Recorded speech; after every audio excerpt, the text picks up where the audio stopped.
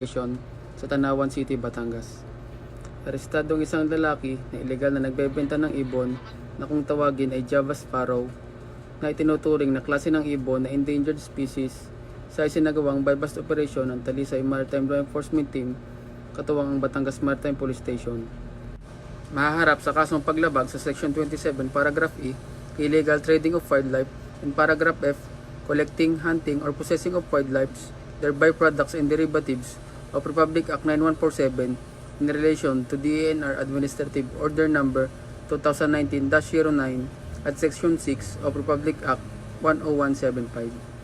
Ang Batangas Maritime Police Station ay patuloy na maglulungsod ng mga operasyon upang sugpuin ang ilegal na pagbebenta ng hayop at upang mapangalagaan ang balanse ng ekosistem ng ating bansa. Mula dito sa Batangas Maritime Police Station, ako si Patrolman Sakari G. Capasya, nag-uulat para sa programang Serving the Community, Protecting the Sea. Maraming salamat, Patrolman Capasya.